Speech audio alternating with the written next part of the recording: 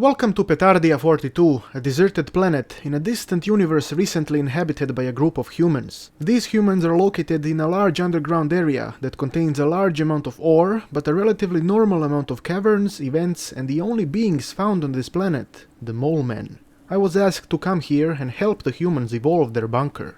Upon entering, I paused the time to inspect the situation with the residents and the surroundings. If you were wondering how can I pause the time, then you clearly haven't been a member of Petardia for long enough. As you can see, the area indeed is quite large and contains a fair amount of ore. This ore will need to be mined to create more building materials. In order to check the overall situation with the bunker, this magical button in the upper left corner needs to be pressed. It opens an interface whose first tab shows all residents and the jobs that they can do. They can be workers, janitors, cooks, engineers, farmers, and scientists. I gave all of them jobs, and I should have made all of them workers, because they were not worthy of any other jobs just yet. But hey, even I make mistakes sometimes. The residents themselves managed to build a few things, storage, oxygen, and basic rooms, but they are too stupid to build more, so that's why I'm here. The next tab shows the events that happen in the bunker, and it is currently empty since nothing happened yet.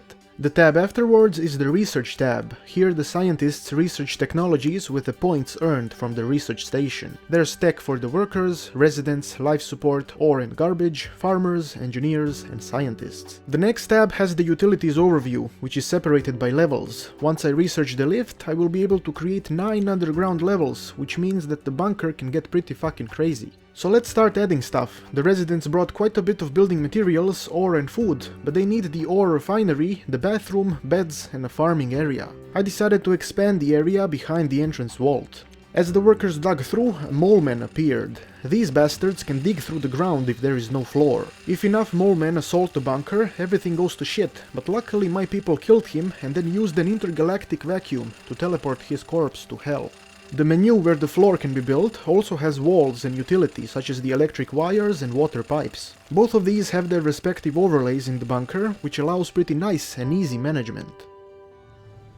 When picking floors, there are 4 types of them. The blue and red are simple and cosmetic, while the concrete and metal ones cost a bit more, and they are mostly useful for specific buildings because some buildings require a specific type of floor. The right side contains the blue floor and will be reserved for the bathroom, while this little section on the left is concrete, reserved for the ore refinery. The few blocks above the cemented floor are metal for the vegetable farm. We're going to pretend that the red floor blocks represent rugs.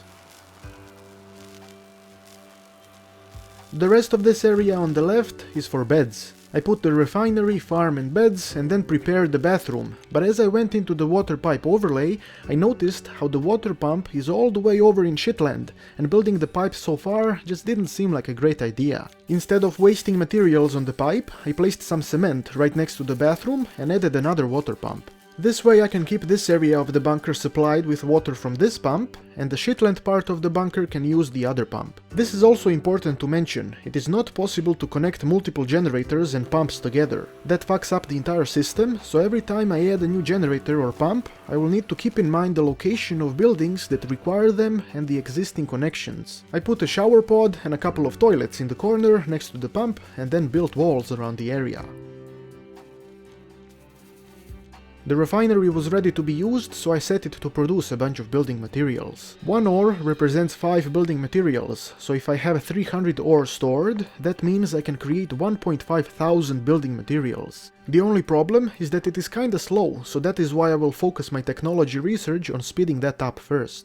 Since I had the vegetable farm and I had some fruit in the fridge, I needed a dining area. At first I wanted to put it in this corner, but I didn't have enough space for both the kitchen and the canteen, so I started expanding the bunker here, next to the refinery. I left the workers to work and went placing the sofa so the residents can sometimes sit on their ass and do nothing, and an exercise so they can cycle in place if they want to. I also added a fridge in this corner that contains the vegetables. Each fridge can only contain 1 type of food, so every time I start producing a specific type of food, I will need another fridge just for that food, which doesn't make too much sense. Why do vegetables and fruit need to be in different fridges? I understand the fish smells like a vagina, but vegetables and fruit can be in the same fridge. Speaking of vaginas and food, you are probably wondering where is the sex and babies? Well, I'm sorry to disappoint, but these humans have mutated to the point where they cannot procreate. This incubator creates babies. This is also very important, because the residents actually do age and eventually die, so a steady stream of babies is quite necessary to keep the population going. The dining room was ready, so I put both the kitchen and the canteen. When they are close to each other, the cook can simply bring the food to the canteen table very quickly. I started running low on building materials, which meant that the next step was creating the research station, so I can finally speed up the refinery. After a slight waiting period, I had enough building materials to place the station.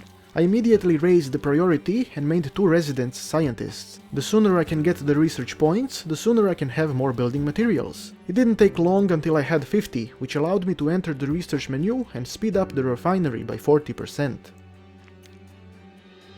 While I was waiting for more research points, I decided to drill a path towards this ore deposit. The very fast refining will deplete my ore reserves very quickly, so the miner needed to come to life.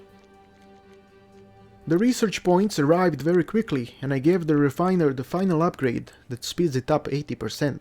The only important building that I still didn't have was the infirmary. I decided to drill some space right next to the research station, since the scientists are doctors as well.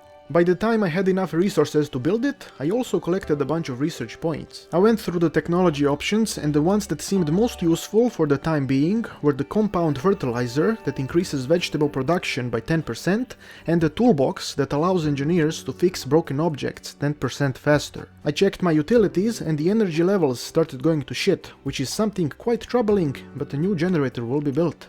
Next time. The residents are all alive and well, and there's a bunch of kids running around. Joy and prosperity looks very possible in this bunker, and hopefully nothing will go wrong in the future. Thanks for watching, and if you enjoyed this video, make sure to let me know, so I can continue building the Petardia 42 bunker and create an underground civilization worthy of the gods. I have been Petard, your glorious lord, and may the blessings of Petardia eternally touch your butt.